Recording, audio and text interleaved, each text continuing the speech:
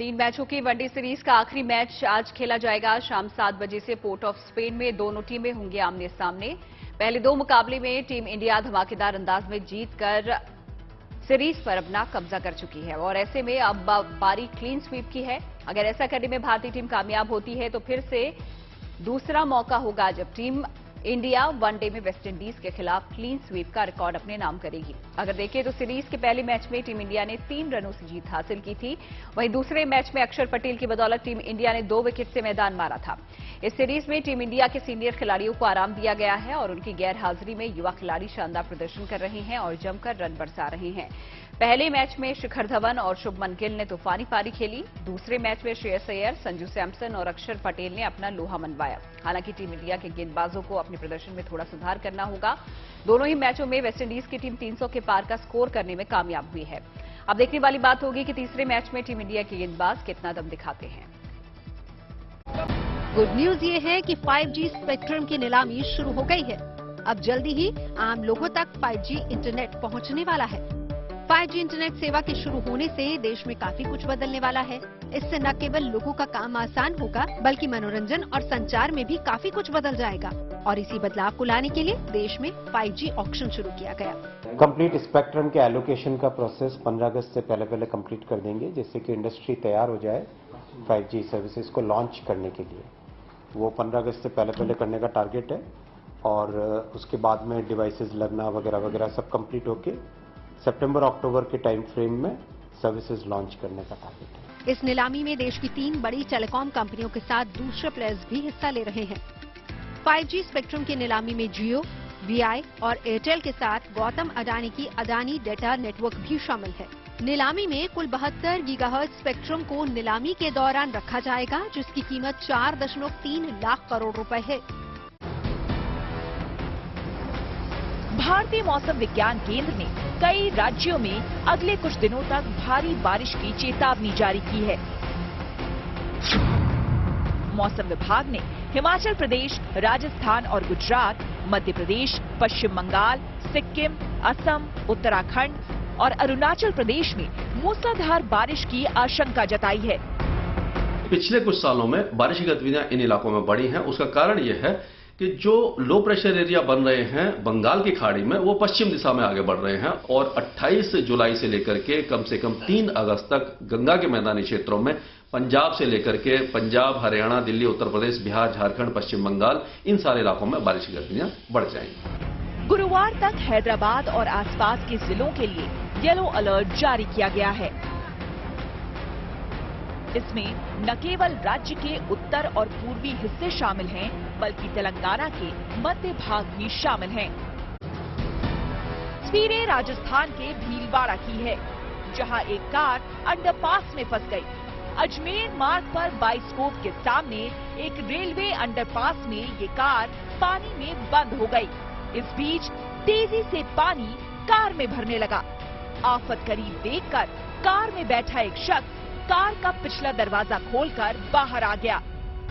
इस बीच कार के driving seat पर बैठा शख्स कार को निकालने की कोशिश करने लगा। कार का दरवाजा खुल ही नहीं रहा था। इस बीच एक और शख्स मदद के लिए पानी में उतर आया और फिर कार सवार को सकुशल पानी से बाहर खींच लाया।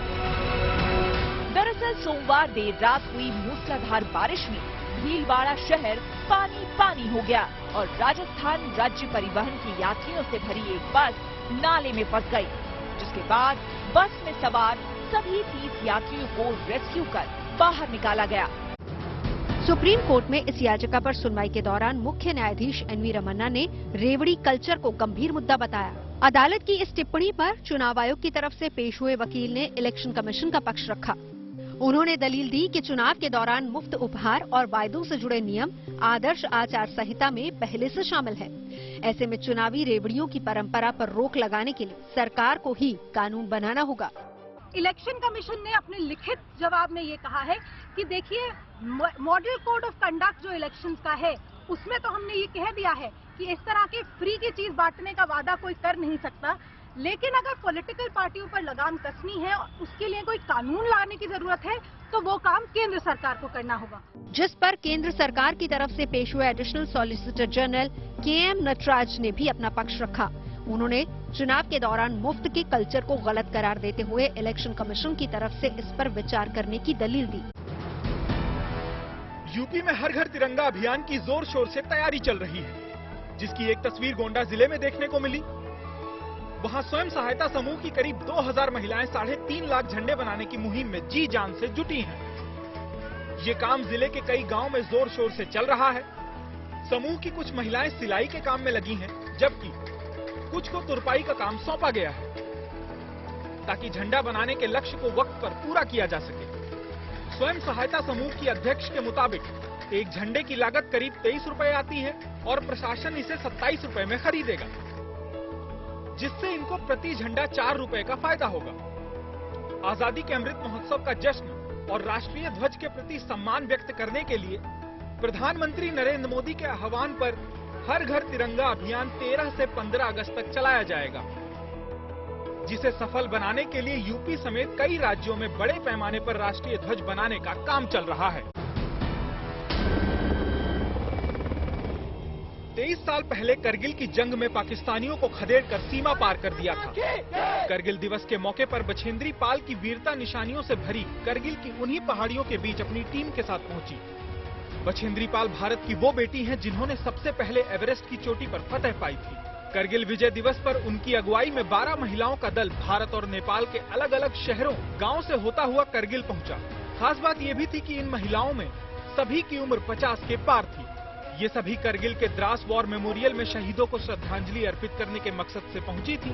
8 मार्च को इंटरनेशनल वीमेंस डे के दिन फ्लैग ऑफ हुआ था दिल्ली से, और वहां से हम अरुणाचल प्रदेश, आसाम, सिक्किम एंड संदकफू, वेस्ट बंगाल, वहां से हमने नेपाल में एंट्री किया।